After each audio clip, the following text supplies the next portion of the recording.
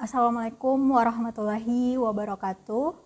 Perkenalkan, nama saya Destri Mulyastri, dosen program studi Sarjana Terapan Proses Manufaktur, jurusan Teknik Mesin, Politeknik Negeri Bandung. Saya mengajar di bidang material, baik itu di program studi D3 dan juga Sarjana Terapan. Pada saat ini, saya akan menjelaskan mata kuliah yang saya ampuh pada semester ini, yaitu Material Teknik dengan kode mata kuliah 21PM0001 di program studi D3 Teknik Mesin dan Sarjana Terapan Proses Manufaktur. Mata kuliah ini merupakan mata kuliah teori dengan bobot 2 SKS. Selanjutnya, izinkan saya untuk menyampaikan lebih detail terkait deskripsi mata kuliah, kemampuan yang diharapkan, materi pembelajaran, serta metode pembelajaran. Yang pertama, deskripsi mata kuliah. Mata kuliah material teknik merupakan mata kuliah teori yang terdapat di jurusan Teknik Mesin. Mata kuliah ini bertujuan untuk memberikan pemahaman kepada mahasiswa terkait jenis-jenis material teknik secara umum, sehingga mahasiswa dapat melakukan pemilihan material yang sesuai dengan standar internasional agar dapat menyelesaikan masalah yang dihadapi sesuai dengan prosedur. Kemudian yang kedua adalah capaian pembelajaran. Capaian pembelajaran dalam mata kuliah ini yaitu setelah menyelesaikan mata kuliah ini, mahasiswa diharapkan mampu menguasai konsep dasar teoritis secara umum, kemudian prinsip-prinsip rekayasa engineering, kemudian sains rekayasa dan perancangan rekayasa yang diperlukan untuk analisis dan perancangan sistem, proses, produk, dan komponen. Yang kedua yaitu menguasai konsep teoritis secara umum dalam melakukan cara-cara pengujian dan pengukuran. Yang ketiga, menguasai pengetahuan tentang kode dan standar yang berlaku untuk melakukan pekerjaan, baik pekerjaan di bidang produksi, kemudian perawatan, dan perancangan. Kemudian selanjutnya, mampu melakukan pengujian dan pengukuran objek kerja berdasarkan prosedur dan standar, menganalisa, menginterpretasi, dan menerapkan sesuai peruntukan. Yang kelima, mampu mengambil keputusan berdasarkan analisis informasi dan data dan mampu memberikan petunjuk dan memilih berbagai alternatif solusi secara mandiri dan kelompok. Yang keenam, bertanggung jawab pada pekerjaan sendiri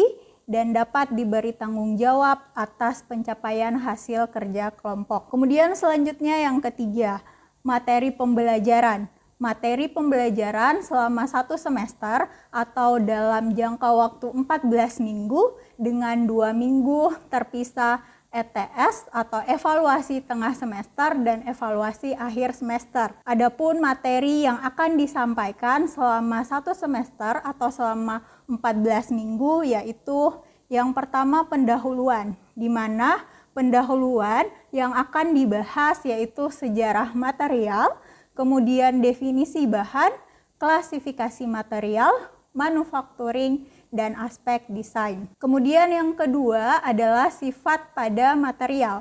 Sifat pada material pada bab ini yang akan kita bahas yaitu sifat fisik, sifat termal, sifat elektrik dan magnetik, kemudian sifat kimia, sifat teknologi, dan sifat mekanik. Kemudian yang ketiga adalah material logam dan paduannya.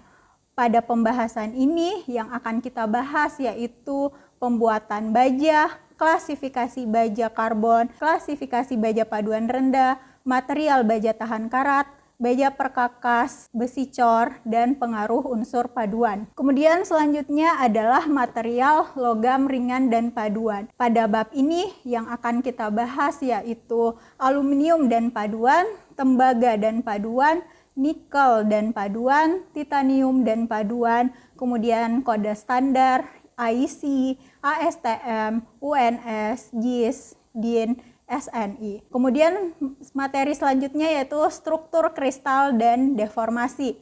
Yang akan dibahas pada bab ini yaitu struktur atom, ikatan atom, struktur kristal, kristalisasi, cacat pada kristal, deformasi plastik pada kristal, dan rekristalisasi. Kemudian materi selanjutnya yaitu diagram fasa.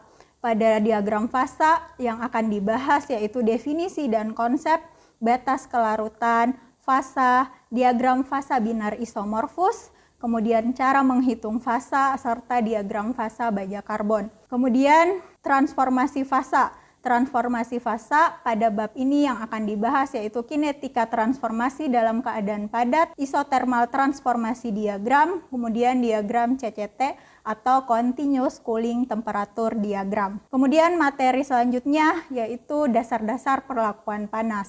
Dasar-dasar perlakuan panas yang akan dibahas yaitu prinsip perlakuan panas pada baja, kemudian pembentukan austenit, kinetik transformasi dari austenit, heat treatment pada baja. Kemudian sistem pembelajaran dan metode pembelajaran. Adapun sistem pembelajaran pada mata kuliah ini dijalankan secara hybrid atau blended learning, di mana metode pembelajaran yang akan disampaikan yaitu DIA, Delivery, Interaction, dan Assessment. Izinkan saya untuk menjelaskan terkait metode DIA.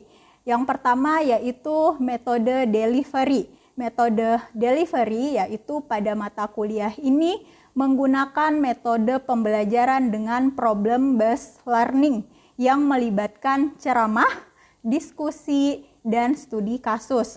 Kemudian yang kedua adalah metode interaksi atau metode interaction, di mana interaksi dalam mata kuliah ini yaitu mata kuliah teori yang meliputi penjelasan materi, kemudian tanya jawab, diskusi, dan umpan balik. Interaksi ini bertujuan untuk meningkatkan efektivitas proses pembelajaran. Kemudian metode pembelajaran yang ketiga yaitu terkait asesmen.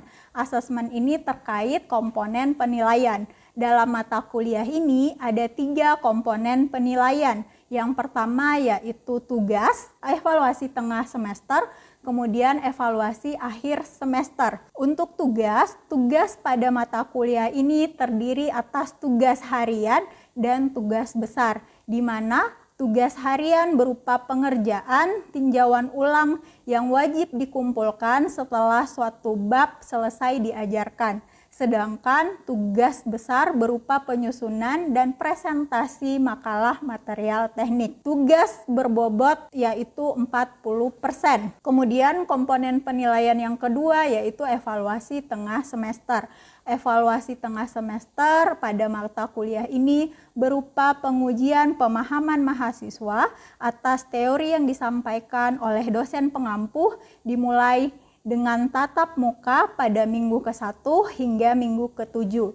Pengujian ini dilakukan secara tertulis. Adapun bobot penilaian untuk evaluasi tengah semester yaitu 30%. Kemudian selanjutnya komponen penilaian yang ketiga yaitu evaluasi akhir semester. Untuk evaluasi akhir semester pada mata kuliah ini berupa pengujian pemahaman mahasiswa atas teori yang disampaikan oleh dosen pengampuh dimulai dari tatap muka pada minggu ke-8 hingga minggu ke-14. Untuk evaluasi akhir semester berbobot 30%. Selanjutnya, pengambilan video pelaksanaan pembelajaran mata kuliah material teknik secara luring di gedung kuliah teknik mesin. Assalamualaikum warahmatullahi wabarakatuh.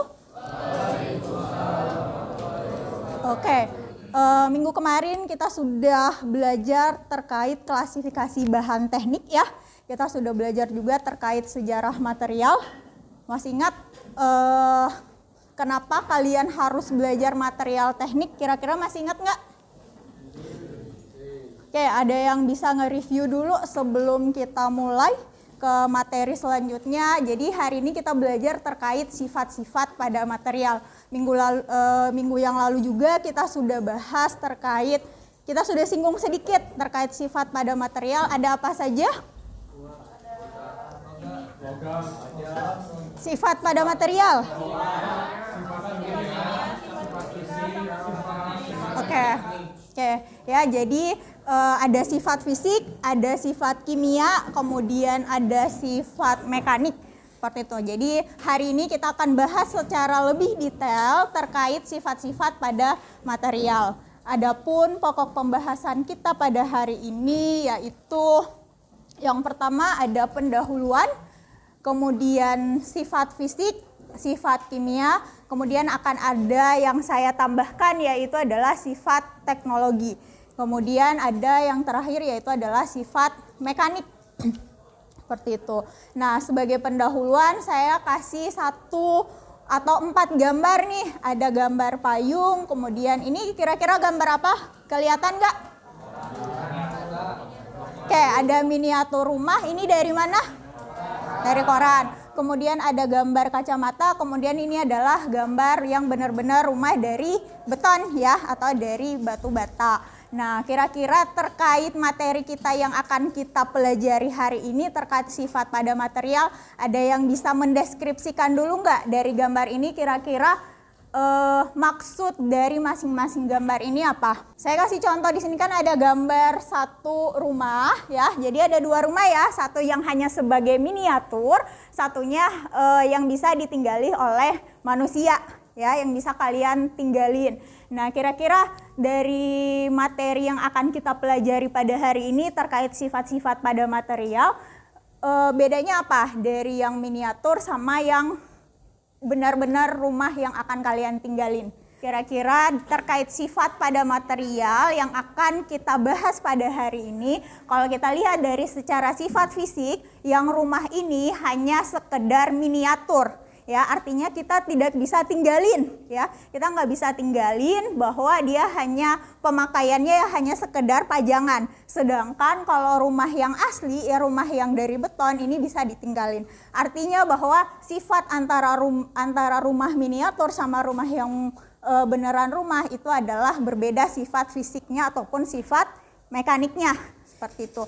Sama halnya kemarin juga sudah kita bahas bahwa setiap komponen dari sebuah produk, kalau kita lihat dari payung ini ya, kalau dari payung dari pegangannya aja materialnya pasti berbeda ya, dari materialnya berbeda, kemudian sifat dari pegangan antara pegangan sama penutupnya itu pasti berbeda, tergantung dari pemakaiannya ya. Jadi tergantung dari pemakaiannya, kemudian tergantung dari aplikasi yang akan digunakan. Kalau kita lihat kalau pegangan itu biasanya dari mana? Dari plastik ya. Nah, ada tujuannya ketika misalnya dibuat dengan menggunakan plastik. Tujuannya apa? Kenapa kita nggak buat dengan logam? Oke, jadi lebih ringan ya. Kemudian lebih nyaman ya. Jadi lebih nyaman dipegang. Kemudian selanjutnya ada yang dari untuk penutupnya. Untuk penutupnya ini dia dari mana? Materialnya. Oke, material kain yang waterproof ya, seperti itu. Jadi yang waterproof. Jadi kalau misalnya ini dari logam gimana atuh? Itu akan jauh lebih berat, kemudian akan terkorosi. Nggak akan ada produk kalian yang mau beli ketika misalnya kalian menggunakan logam atau dengan menggunakan misalnya terpal ya, seperti itu. Jadi produk kalian akan lebih baik ketika misalnya dengan menggunakan waterproof, seperti itu. Jadi kegunaannya, jadi setiap material yang akan kita produksi, yang akan kita buat, kita sesuaikan ya. Jadi aplikasinya untuk apa, kegunaannya untuk apa, seperti itu ya. Kemudian sama halnya dengan kacamata ya. Jadi semua gagang kacamata itu semuanya biasanya dari polimer atau dari plastik. Bahkan ada sekarang yang bagian frame-nya itu dia sudah menggunakan kaca ataupun dia sudah menggunakan plastik, seperti itu ya. Jadi semua tergantung kegunaan masing-masing. Jadi kita berbicara terkait functionnya apa, seperti itu. Jadi jangan asal misalnya kalian mau membuat atau mendesain suatu produk tapi kalian nggak lihat dulu functionnya buat apa, seperti itu ya. Sekali lagi kemarin juga kita sudah bahas ketika ingin mendesain suatu produk, maka kalian lihat dulu cost-nya berapa, ketersediaan bahannya ada atau enggak, kemudian di lingkungan sekitar juga harus kalian perhatikan. Jangan sampai ketika misalnya kalian ingin membuat turbin, kemudian material yang kalian gunakan adalah material baja, kemudian kalian buatnya simpen di daerah yang lembab, pasti akan mengalami korosi. Kita bahas terkait proses manufaktur di bidang engineering tentunya ya. Jadi proses manufaktur itu membutuhkan bahan atau material yang sifatnya sesuai dengan tuntutan ya. Lagi-lagi terkait fungsi ya, functionnya seperti apa. Jadi hal yang perlu kalian perhatikan lagi-lagi adalah biayanya murah ya. Kemudian caranya atau prosesnya mudah, kemudian sehingga kalian dapat memilih dengan benar material apa yang akan kalian gunakan sesuai dengan fungsinya atau sesuai dengan kegunaannya. Untuk mencapai hal ini semua, ada beberapa tahapan yang harus kalian lihat. Yang pertama yaitu adalah pemilihan yang tepat. Ya, pemilihan yang tepat seperti apa sih Bu? Gitu. Pemilihan yang tepat itu adalah yang harus kalian perhatikan adalah yang pertama komposisi. Ya, terkadang ketika kita memiliki sebuah produk ya, misalnya komposisi kimianya sama ya, misalnya pulpen A sama pulpen B dia sama-sama materialnya pulpen, tapi terkadang komposisinya sama tapi sifatnya berbeda ya. Nah, yang membedakan apa? Kenapa bisa berbeda misalnya antara material A sama material B dia komposisinya sama tapi sifatnya berbeda? Itu tergantung dari sifat apanya. Misalnya kalian sama-sama nih punya knalpot motor, misalnya knalpot motornya sama, misalnya antara satu bit, satu vario, knalpot motornya sama, komposisinya sama, tapi satu yang bit itu kadang lebih cepat rusak dibandingkan dengan vario. Kira-kira kenapa? Ikatan ya, jadi berhubungan sama ikatan. Jadi ikatan atomnya pasti berbeda, makanya kenapa sifatnya berbeda seperti itu. Jadi kalau kita lihat komposisi sama struktur mikro ya, jadi poin nomor 2 itu struktur mikro. Jadi kadang misalnya setiap material, misalnya mereka memiliki komposisi yang sama tapi terkadang sifatnya berbeda. Itu dikarenakan karena ikatan atau struktur atomnya ya. Jadi struktur atomnya. Ada struktur atomnya yang masih padat, kemudian ada yang sudah mulai renggang. Selanjutnya adalah proses yang tepat. Proses yang tepat itu adalah terkait proses manufaktur ya, terkait proses manufaktur dari suatu material. Ada pertanyaan? Cukup ya. Nah, kemudian kita masuk pada inti materi hari ini. Ya, jadi yang pertama itu adalah sifat fisik, kemudian sifat kimia, sifat teknologi, dan sifat mekanik. Nah, yang pertama adalah terkait sifat fisik. Oke, kemarin sifat fisik itu apa? Oke, bentuk, kemudian tekstur, warna, massa jenis. Jadi pengertian dari sifat fisik itu sendiri adalah suatu substansi ya. Jadi suatu substansi di mana karakteristik suatu material bisa kalian observasi ya, yang bisa diobservasi, tapi kita nggak bisa merubah komposisi ya. Jadi yang tidak bisa dirubah itu adalah komposisinya ya. Jadi komposisi dari si benda ini. Seperti itu. Jadi kalian bisa lihat, bisa kalian ukur sesuatu yang bisa diukur, yang bisa kalian lihat, tapi tidak tanpa merubah si komposisi.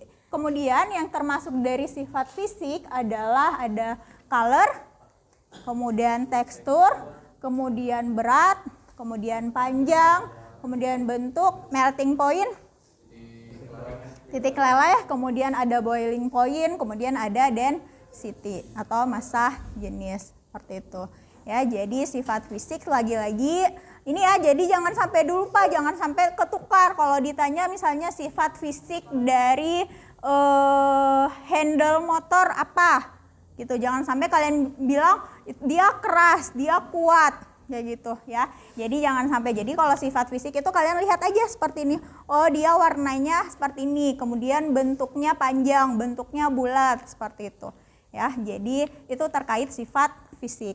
Kemudian untuk densitas juga sama ya. Jadi untuk density atau massa jenis setiap logam memiliki massa jenis masing-masing ya. Jadi ini nggak perlu kalian hafal, ini semuanya ada di standar ya. Semuanya ada di standar, entah itu di buku ASM ataupun di buku ASTM seperti itu. Nah, kemudian ada yang namanya thermal properties. Ya, thermal properties itu adalah kemampuan suatu material untuk merespon ketika misalnya adanya panas ya, seperti itu. Jadi untuk thermal properties itu ada 3, saya bagi di sini ada heat capacity, kemudian ada thermal expansion, kemudian ada thermal conductivity. Nah, ini nanti kita akan belajar banyak terkait penambahan unsur paduan ya. Jadi misalnya kalian punya material, misalnya kalian punya logam atau baja karbon rendah ya. Bu, misalnya IC 1020 misalnya. Ini kan termasuk baja karbon rendah ya, IC 1020.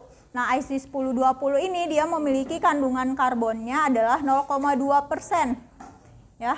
0,2% karbon. Nah, ini nantinya dia termasuk baja karbon rendah. Kalau misalnya kalian tanyakan, Bu, bisa nggak dikuatkan? Bisa nggak ditambah sifat mekaniknya? Bisa. Dilakukan dengan cara apa? Dilakukan dengan cara penambahan unsur paduan. Ya, penambahan unsur paduan yang ditambahkan artinya adalah kita mereaksikan lagi satu unsur yang namanya unsur karbon. Ketika misalnya kita sudah tambahkan unsur karbonnya, maka akan menghasilkan sifat mekanik yang baru. Sampai sini paham terkait sifat kimia? Paham? Oke, jadi kalau sifat kimia itu dia melibatkan reaksi antar elemen ataupun senyawa.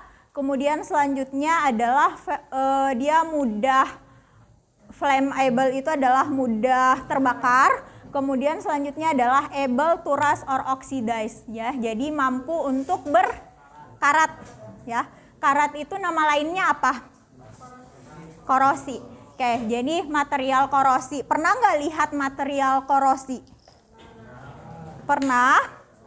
Oke, bedanya pemahaman kalian terkait karat itu apa? Oksidasi terhadap sebuah logam. Kalau saya tanya oksidasi, paham nggak? Kalau misalnya orang AN misalnya, kamu punya PDKT-an di AN misalnya, kan? Kan misalnya, terus dia nanya, karat itu apa? Kamu tahu nggak? Kamu kan anak mesin, gitu. Kamu bilang oksidasi. Nah, oksidasi kalau oksidasi itu apa? Yuk. Apa? Reaksi sebuah logam dengan oksigen. Oke, ya nggak apa-apa ya. Tapi ada nggak yang bisa mendefinisikan? Benar ya, jawabannya benar. Tapi ada nggak yang bisa mendefinisikan? Saya anggap misalnya kalian punya handle motor yang baru, benar-benar baru nih, baru kalian pakai. Kemudian lama-kelamaan udah sampai 10 tahun kan biasanya akan terjadi korosi ya. Ada beberapa yang korosi. Nah, itu kan nggak sama lagi ya sama yang baru ya. Itu terjadi kualitasnya sama nggak? Beda. Jadi kalau kalian definisikan korosi itu apa?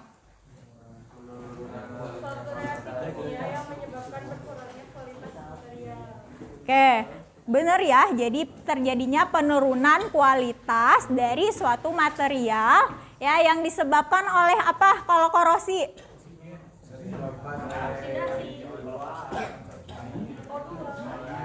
Adanya apa? Oke, adanya air, udara ya, seperti itu. Saya kasih contoh lagi. Kemarin kayaknya udah saya kasih contoh belum yang rumah di daerah Pangandaran yang tinggal di pagar rumah yang tinggal di rumah daerah Pangandaran sama yang di daerah pegunungan ya. Misalnya ya. Misalnya kalian satu misalnya Rifki rumahnya di daerah Pangandaran misalnya. Terus di pinggir laut lagi. Kemudian dia ada pagar rumah. Kemudian nama kamu siapa? Rizky. Oke. Nah, misalnya Rizky rumahnya di daerah pegunungan. Nah, kira-kira sama-sama punya pagar rumah. Nah, kira-kira pagar rumah mana yang duluan berkarat? Misalnya materialnya sama. Materialnya sama-sama baja. Hah? Satu orang.